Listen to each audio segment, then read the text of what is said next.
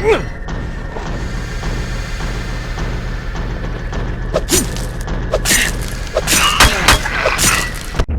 the hell? Who was he? I gotta call police.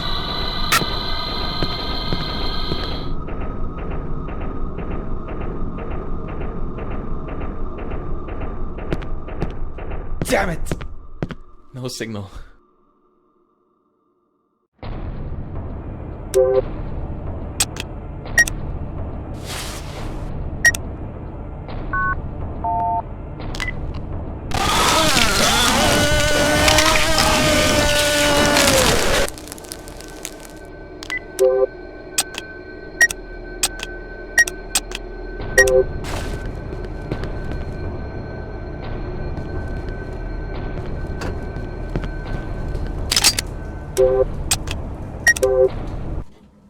I'm actually very proud of the work I've done with the ladders in Cry of Fear.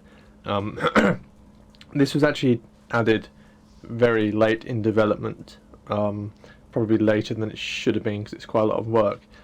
This was after we started working with model-based cutscene cameras. If anyone's familiar with Half-Life mapping, they'll know that normally you have to use normal Half-Life entities and special objects that the camera will move to and from.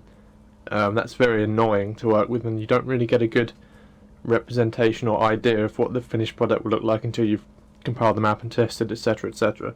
So I developed a system whereby you animate the camera in 3ds Max and you see what's happening in the viewport there. You export the map to a DXF, import it into 3ds Max, and then you can fly the camera around as much as you like. Using this technology, I realised after looking at how shitty the ladder system is in Half-Life, where you just slide up and down, I decided I want to improve it by having a animated one. So I knocked up a quick animation, which actually ended up being used as the final thing with a few tweaks.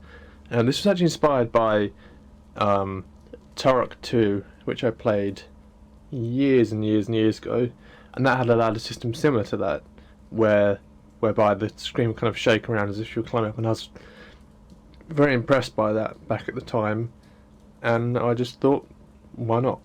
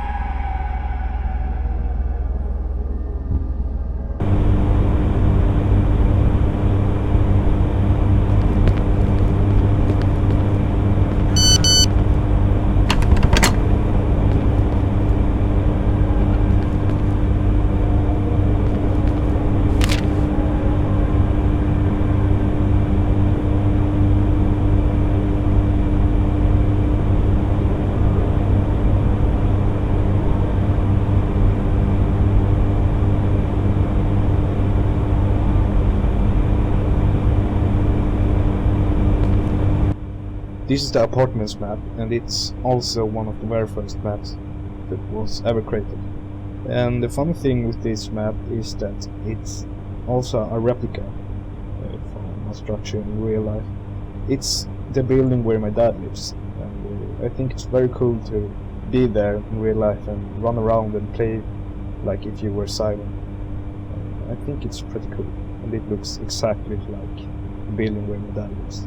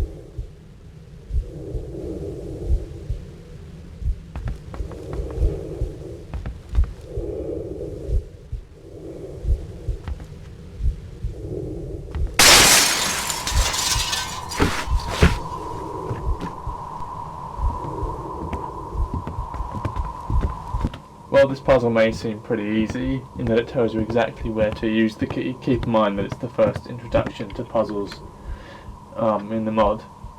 So originally we didn't intend the key to have a tag at all, so you had to kind of work out through trial and error as to where the key should be used, but this wasn't really fun as there's so many doors in the mod and no real way to check which ones you have or haven't used apart from memory.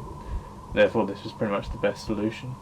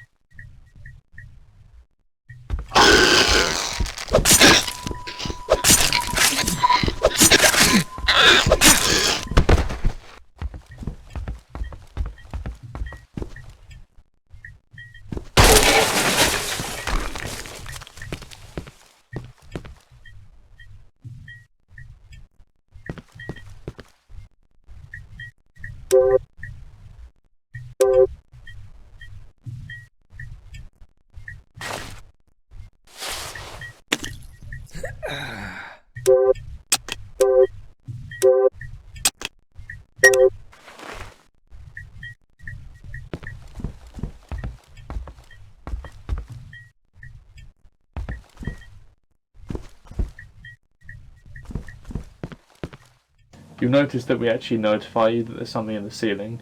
The reason being for this is simply that when playtesters tested the mod, often they didn't actually notice the gun in the ceiling.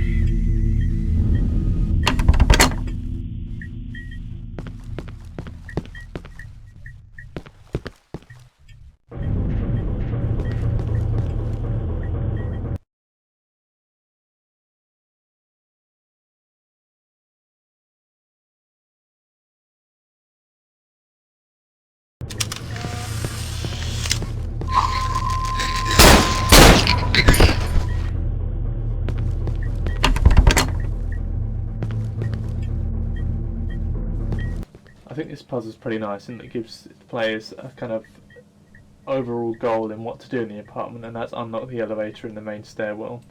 And whilst it isn't entirely obvious at first, there are a few subtle hints that we give to you to kind of guide you in this direction. One of them being the light above the keypad on the top floor in the total darkness, that should draw you towards that. The second one being the note where it mentions that he's disabled the elevators so that the kids have to come up the stairs. The puzzle, the key code rather, is actually randomly generated, and the reason we did this was because we didn't want people just simply skipping out all the nice areas that have been mapped out next time they play if they just remember the code.